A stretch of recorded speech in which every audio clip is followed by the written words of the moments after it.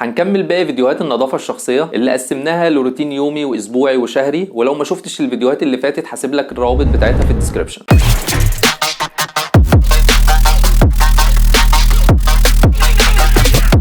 اهلا بيكم اجمد واشك رجاله في الدنيا. معاكم محمد سليم. لو دي اول مره تشوفوا القناه اعملوا سبسكرايب وفعلوا الجرس عشان يوصلكم الفيديوهات الجديده. هنكمل باقي فيديوهات النظافه الشخصيه اللي قسمناها لروتين يومي واسبوعي وشهري، ولو ما شفتش الفيديوهات اللي فاتت هسيب لك الروابط بتاعتها في الديسكريبشن. والروتين الشهري عباره عن ضوافر وشعر، بس الشعر في اماكن مختلفه ومنهم مكان حساس، والجزئيه دي بلس 18 وهنتكلم عنها في اخر الفيديو عشان لو بتشوف الفيديو وفي حد جنبك تاخد بالك. وكفايه كلام ويلا نشوف المواضيع دي بالتفصيل. واول حاجه هنبدا بيها الضوافر،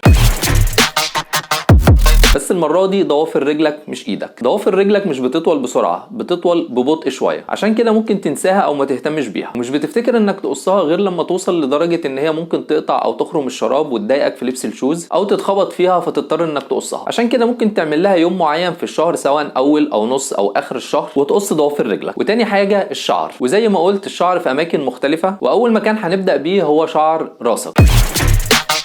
سواء بتحب تقصر او تطول شعرك لازم تروح للحلاق على الاقل مره كل شهر، تحدد شعرك من ورا وتقص الاطراف عشان شعرك يتغذى كويس وما يبقاش مقصف. ده لو انت بتحب تطول شعرك يعني، وعشان ما يبانش ان انت مهمل في شعرك او في نفسك ويبان ان انت قاصد ان انت تطول شعرك. وتاني مكان للشعر هو المناخير.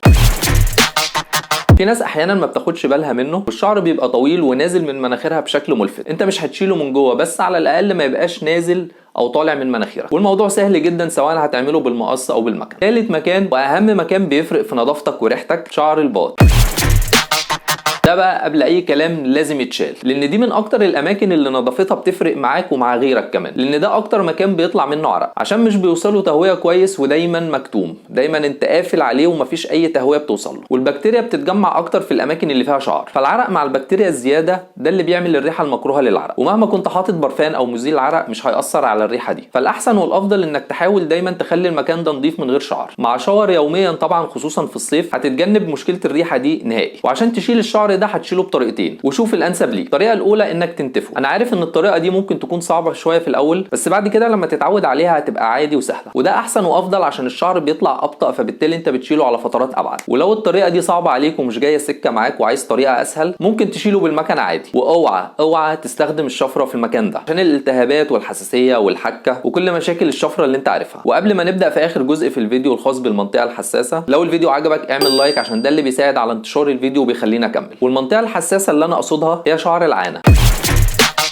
ولو مش عارف معنى الكلمه دي هحاول اوضحها لك وابسطها لك شويه، واتمنى الصوره دي توضح المكان بالظبط. اظن فهمت كده. ودي من ضمن اساسيات النظافه الشخصيه اللي لازم تهتم بيها، ومش لازم تكون متجوز عشان تبتدي تهتم بالمنطقه دي. ولما تتعود على اهتمامك بنظافتك الشخصيه من قبل الجواز، الموضوع ده بيفرق معاك جدا بعد كده. مش هتحس انك بتعمل حاجه زياده لنظافتك الشخصيه عشان متجوز او عشان حاجه معينه، لا انت اوريدي متعود على ده، ودايما جسمك فريش ومستعد لاي حاجه. والمفروض انك ما تعديش ال 40 يوم عشان تحلق المنطقه دي. عشان كده بقول شهر مده كفايه جدا، وسهل انك تحدد توقيت معين او يوم معين خلال الشهر ان انت تعمل ده، سواء اول او نص او اخر الشهر. انت عارف انك هتعمل كده، ومش لازم شهر بالظبط، ممكن اسبوعين او 3، اكيد هيكون احسن. وكل واحد يعمل المناسب ليه ولظروفه. وهقول لك على نصيحتين لحلاقه المكان ده. اولا هتستخدم الشفره او المكنه الكهرباء، والمكنه الكهرباء مفيش منها مشكله، والشفره لو هتستخدمها اكيد هتستخدم معاها فوم او شاور او شامبو، اي حاجه، المهم ان هي ما تبقاش على الناشف. ودايما استخدم الشفره في اتجاه الشعر عشان تريح نفسك وما يحصلكش التهابات او حكه. سواء هتستخدم المكنه او الشفره، شايف الليمونتين اللي في الصوره دول ما تجيش ناحيتهم، بس نظف حوالين منهم. وفي نهايه الفيديو اتمنى اكون وضحت اللي انا عايز اقوله باسلوب ما يكونش ضايق حد. ولو في حاجه زياده بتعملوها عن اللي انا قلته ممكن تكتبوها في الكومنتات، خلينا كلنا نستفيد. ولو عندكم اي افكار تانية حابين اننا نتكلم عنها اكتبوها لي في الكومنتات. واللي ما عملش سبسكرايب للقناه يشترك دلوقتي ويفعل الجرس. ما تنسوش اللايك والشير، واشوفكم على خير الفيديو الجاي.